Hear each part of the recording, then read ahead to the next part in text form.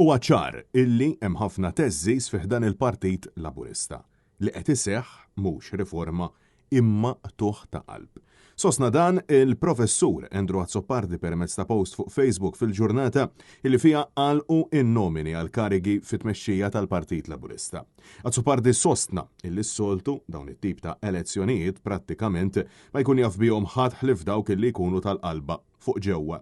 Madankollu saħaq illi din id-darba mhux il-każ kif insista illi minflok dak illi qed isejħulu bħala tiġdid ma huwa xejn ħlif stalletti u attentati ta' damage limitation biex il-Labor jillimita id-danni kemm jista' jkun.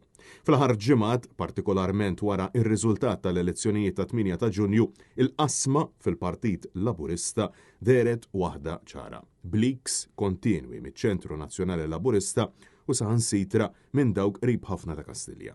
Andrew Azzopardi insista li dak illi sejjaħlu bħala ġell illi kienet iżomm kollox flimkien qiegħed jinħall.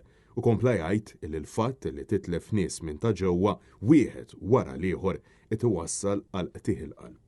Fl-aħħar ġimgħat kien hemm numru ta' persuni li abbandunaw it-tmexxija ta' Roberta Bela bil-Prim Ministru mexxej Laburista bħalissa jinsab prattikament waħdu. Bit-tluq ta' Randolph De Battista minn kap eżekuttiv tal-Labor, Ramona Attard minn President tal-Labor, Alejandro Balzan u Claire Azzopardi mill-Uffiċċju tal-Prim Ministru u Ronald Vassallo mill-Uffiċċju Komunikazzjoni tal-Labor.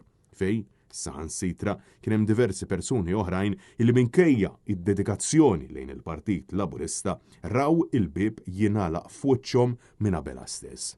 Intant, l-MP Alex Agius-Saliba u l-Ministru Ian Borg, l-itnejn li huma ħarġu wonqhom għal Joseph Muscat matul il-kampanja elettorali se jkunu qed jikkontestaw waħedhom għal karigi ta' deputat Laburista minflok Daniel McAuliffe u Chris Fern.